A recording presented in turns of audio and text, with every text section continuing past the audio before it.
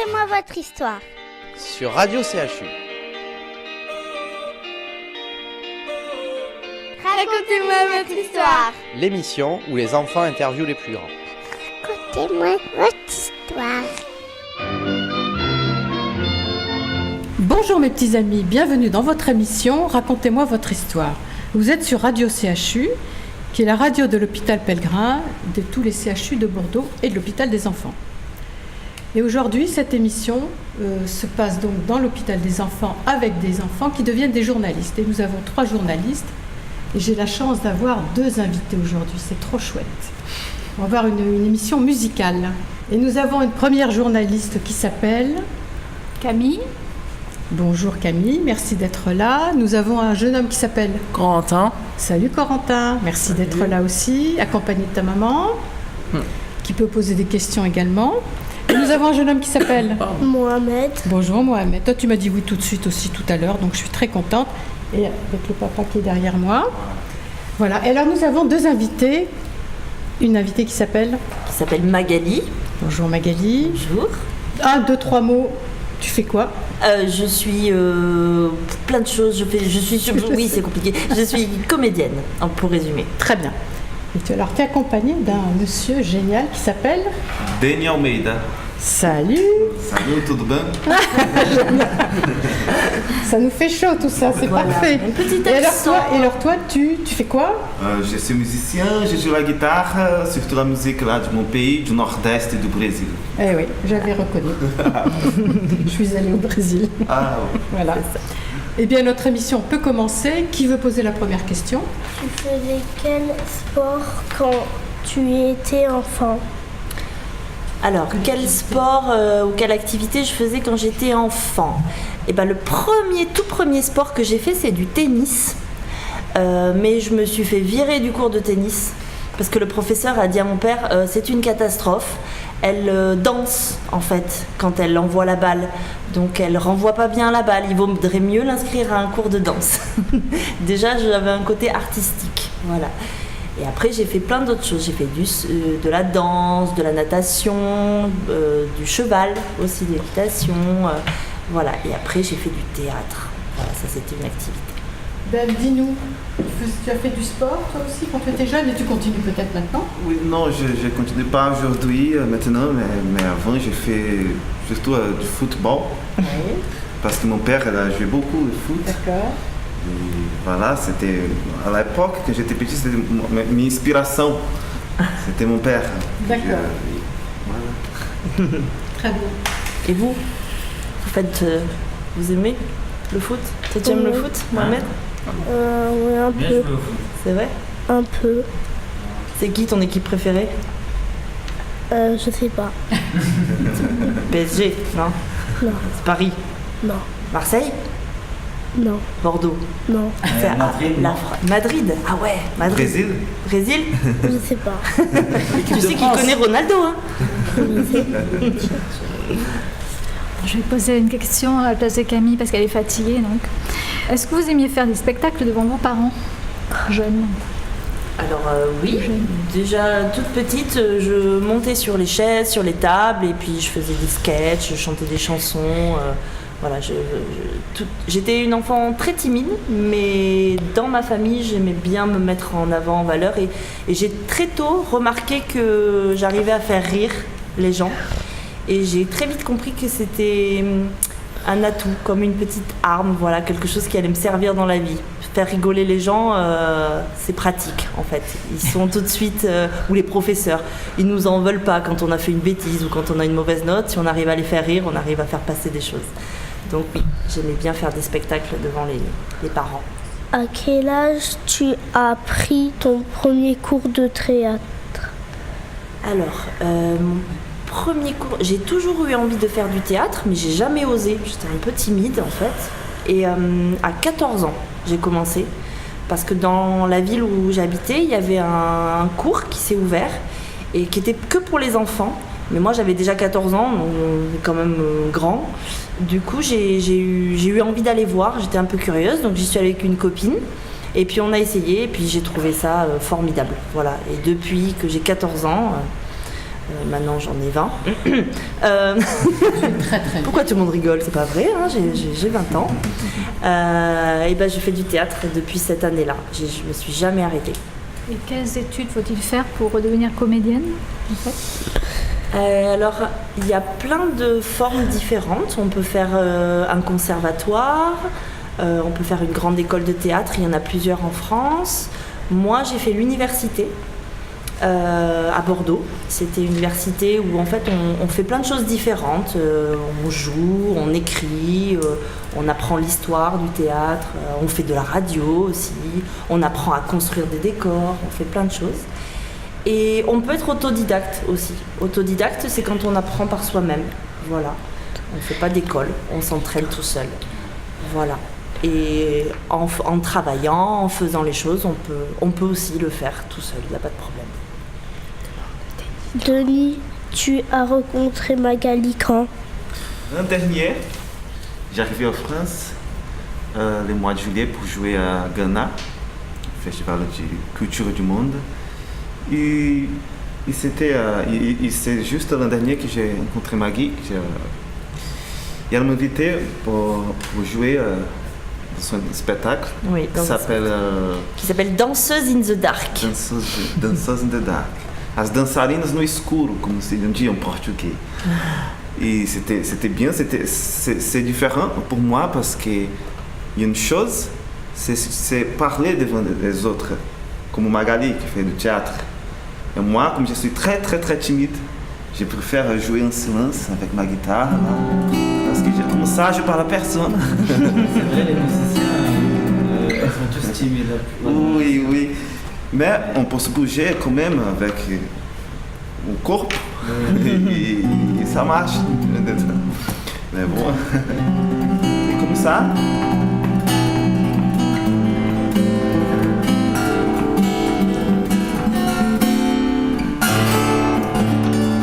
Bon, et voilà. Et aujourd'hui, je continue un peu à travailler avec Magali.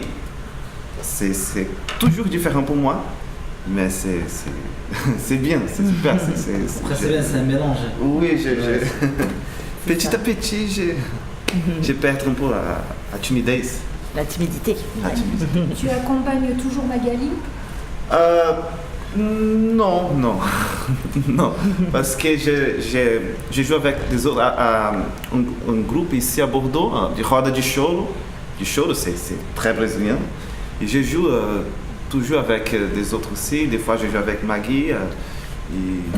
Maggie, c'est moi, c'est mon surnom en fait. Voilà. Et les autres musiciens jouent de quel instrument avec toi? Accordéon, pandeiro, flauta, flûte. O cavaquinho, o cavaco, les petites guitares là avec 4 cordes. Ah ouais, oui, ouais. Les petites guitares. Ouais. Une petite guitare comme ça. Ouais. Comme le ukulélé un peu, oui, c'est un peu comme le ukulélé. La guitare est 7 cordes. La guitare à 7 cordes, ouais. Le violon.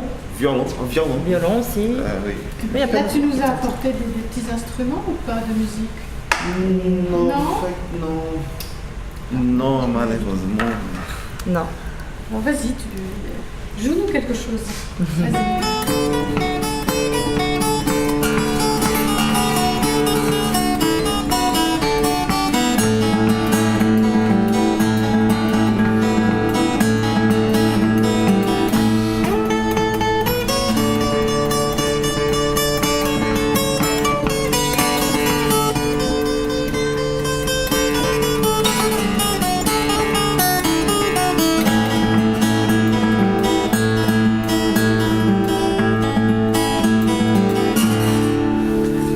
Ça, c'est.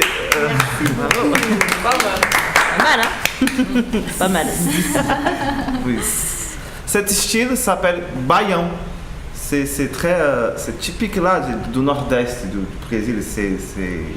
Le baião. Oui, le baião. C'est très fort là. Oh. Merci. Tu nous joueras encore autre chose. Ah ouais. Comment s'appellent tes spectacles? Alors, j'ai plusieurs spectacles. Je joue des spectacles pour tout le monde, enfants et parents, et puis des fois des choses que pour les enfants. Alors par exemple, un des derniers spectacles que j'ai monté, ça s'appelle La colère de Banshee. C'est plutôt un spectacle pour les enfants, voilà, avec des marionnettes. Je pourrais vous faire un petit extrait tout à l'heure, avec Denis qui va m'accompagner à la musique, voilà. Pendant qu'on va parler, on va le faire. Et puis par exemple, il y a un spectacle qu'on a monté il n'y a pas longtemps qui s'appelle Comics. Je ne sais pas si vous aimez la bande dessinée. Toi, Corentin, tu aimes bien la BD ? Toi aussi, Camille, tu aimes bien la BD ? Ouais, non ? Et ben voilà, c'est un spectacle qui parle de la bande dessinée et on joue plein de personnages, on joue Obélix, on joue Mafalda, bon c'est peut-être pas très connu Mafalda, mais voilà, plein de personnages de bande dessinée, voilà. Et c'est assez sympa. Après on joue des spectacles dans les jardins, on joue des spectacles dans les médiathèques, on joue... là voilà, Denis nous avait accompagnés sur un spectacle qui s'appelle Danseuse in the Dark. Donc c'est un spectacle qu'on joue dans la rue, qui est assez rigolo. En fait on est, peut-être les mamans elles vont connaître, mais en fait on a imaginé qu'on était les filles des Claudettes, qui étaient les danseuses de Claude François. Donc en fait on est des danseuses mais un peu clownesques, on rate un peu nos pas de danse, on détourne la danse. Par exemple on fait le lac des cygnes, qui est une danse classique très très connue avec des tutus, mais nous on le fait avec des plumes de samba du Brésil. Voilà, on détourne. On fait souvent des spectacles voilà, assez légers, assez divertissants, assez rigolos, et puis pour tout le monde, quoi, pour que tout le monde se sente bien, en racontant des histoires aussi. Tu as voyagé dans d'autres pays, Magali ? Oui, alors j'ai été dans plusieurs pays d'Europe. Le pays qui m'a le plus touchée, marqué, c'est l'Italie. J'ai beaucoup aimé l'Italie. Déjà parce qu'il y a des pizzas et des pâtes, et que j'adore la cuisine italienne. Et puis voilà, il y avait plein de musées, j'ai trouvé ça super beau. Et après j'ai voyagé beaucoup plus loin. J'ai été aux États-Unis et j'ai été en Amérique du Sud, pas très loin de chez Denis. J'ai été au Pérou. Et j'y ai été pendant presque 2 mois et j'ai trouvé ça formidable. Est-ce que vous connaissez l'Amérique du Sud ? Vous savez ? Non ? Vous voyez où ça se situe ? Oui, ça va quand même. Et voilà, donc c'est de l'autre côté de l'Atlantique, donc il y a quoi, 8 heures d'avion à peu près, enfin pour aller au Brésil, mais au Pérou un peu plus. Voilà.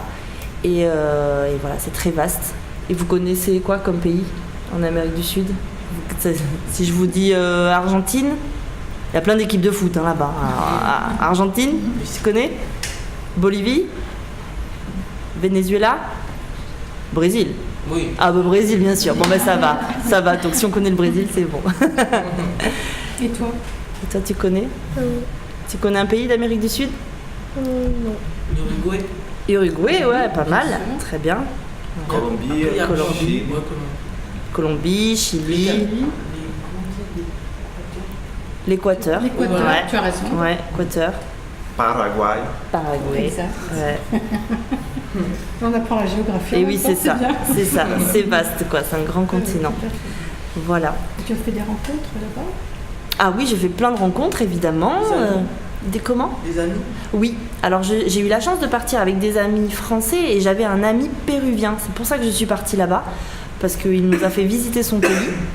Et j'ai rencontré des artistes, des musiciens, des comédiens, et puis des gens. Voilà, c'était le but quand on voyage, c'est de rencontrer les gens, de voir leur façon de vivre, de manger, de comment ils éduquent leurs enfants, comment ils vont à l'école. Quand on reste longtemps, on peut observer un petit peu tout ça. Voilà, on n'est pas que des touristes, on peut vivre comme les gens. D'accord. Donc j'ai appris des chansons, j'ai mangé de la cuisine péruvienne, j'ai failli m'étouffer parce qu'ils font de la cuisine avec beaucoup de piment, j'ai trouvé ça très fort. Voilà. Et puis j'ai pris des coups de soleil parce que j'ai une peau très blanche et que là-bas il y a beaucoup de soleil. Et voilà. Mais j'ai trouvé ça super et voilà, j'ai très envie d'y retourner. Tu peux nous montrer quelque chose de marionnette ? Bien sûr. C'est un des personnages de mon spectacle qui s'appelle La colère de Banshee. Et dans cette histoire, c'est une petite fille qui est très en colère et qui, juste par sa colère, déchaîne les éléments. Les éléments, c'est la terre, l'eau, l'air et le feu. Et chaque élément est personnifié et représenté par un personnage. Et là, le personnage que vous allez voir, il s'appelle Tikayou. et il représente la terre.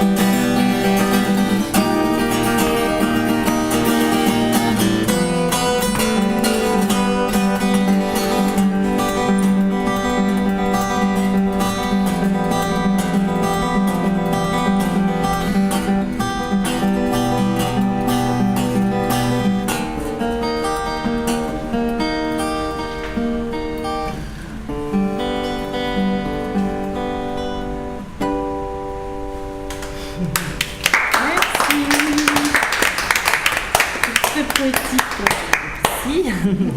Vous avez déjà vu un spectacle de marionnettes, vous? Ouais. Non, toi Camille, t'as jamais vu? Toi, tu as déjà vu, Corentin? Et toi? Tu as déjà vu? D'accord. Alors, tu as vu des marionnettes plutôt comme ça? Plutôt un peu plus grandes, hein? Ouais. Ou alors à gaine, où on met la main dedans et on les fait bouger comme ça. Oui. Voilà, ça s'appelle des marionnettes à gaine, ouais. Il existe plein de sortes de marionnettes, oui. Avec des fils ou avec des bâtons, voilà, des grandes. Par exemple, je vais vous en montrer une autre. Je vous ai amené celui qui représente le vent, qui est très différent. Il brille. Hein. Moi, j'aime bien ce qui brille. Hein. Voilà. Et donc, lui, il est très différent par rapport à lui qui est tout petit. Voilà, petit caillou. Ça, c'est Sirocco. Sirocco, c'est le nom d'un vent assez chaud. Et voilà, et lui, dans le spectacle, il représente le vent. Et il parle comme ça. Il parle un peu comme les perroquets chez toi, hein, les haras. C'est ça? Ah oui, Les haras. Oui, c'est ça. Il roule et il vient un peu d'Amérique du Sud, où il est gascon un peu. Sirocco pour vous servir. Voilà, et il vole, il fait plein de mouvements comme ça. Il est beaucoup plus grand, beaucoup plus aérien. Et en fait, je le tiens avec une poignée comme ça. Voilà. Donc en fait, des marionnettes, il y a plein de formes différentes. Là, je les mets là et si vous voulez leur poser des questions, ils peuvent vous parler. Lui, il a une petite voix un peu comme ça, comme un petit garçon. Voilà, mais petit, hein. Parce que tout petit. Et lui, il a une voix un peu comme ça, Sirocco. Un peu plus perroquet, chaleureux. Ça, vous l'avez fait par vous-même? Alors ça, c'est un spécialiste qui les a fait, c'est un scénographe, un plasticien, avec qui je joue dans le spectacle. Donc c'est pas Denis qui joue avec moi dans le spectacle, c'est quelqu'un d'autre. Et c'est lui qui fabrique les marionnettes. Voilà. Et il y en a d'autres, il y a aussi un poisson, et il y a Banshee, c'est une petite fille, une marionnette aussi que j'ai pas amenée aujourd'hui, mais voilà. C'est Romain qui t'accompagne? C'est Romain? Oui. Scénographe. Non, c'est pas Romain, c'est Henri, il s'appelle. Ah bah oui.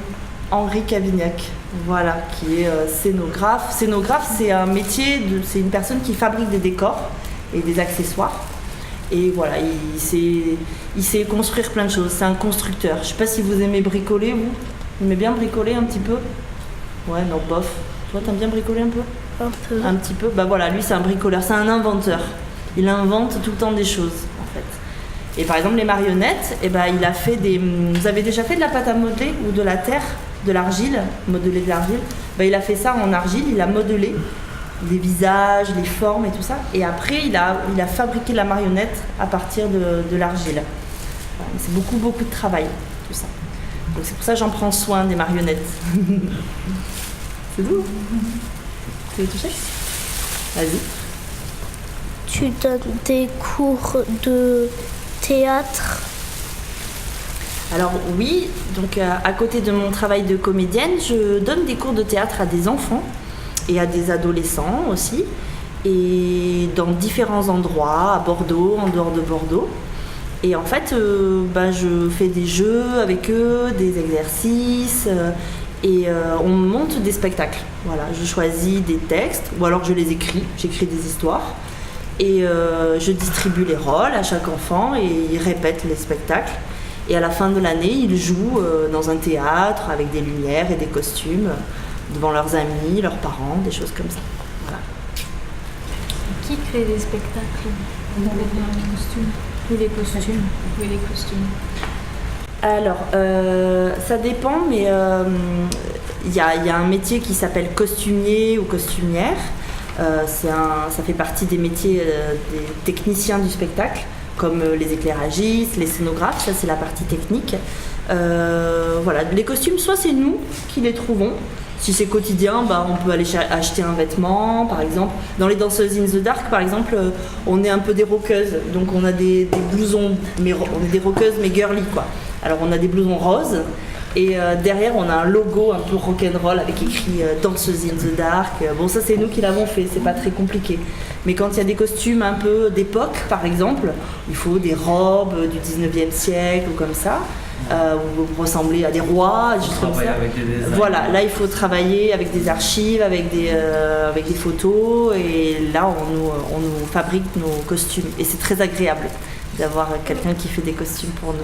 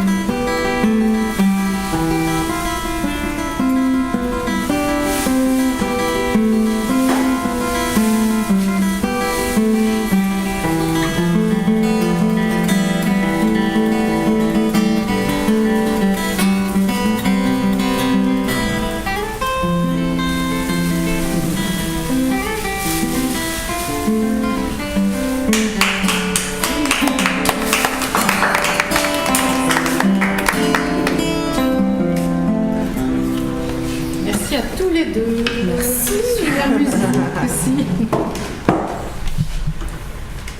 Eh bien voilà, notre émission est terminée. Voilà, et nous avions donc 3 journalistes. Nous avions Camille. Merci Camille d'être venue. Merci. Nous avions Corentin. Merci d'être venu. Merci d'être venu. Voilà. Et nous avions Mohamed. Merci à toi aussi. Merci, au revoir. Merci Mohamed, t'es mignon comme tout. Alors merci infiniment à Denis, merci à Magali. On a une jolie musique et une jolie voix en plus.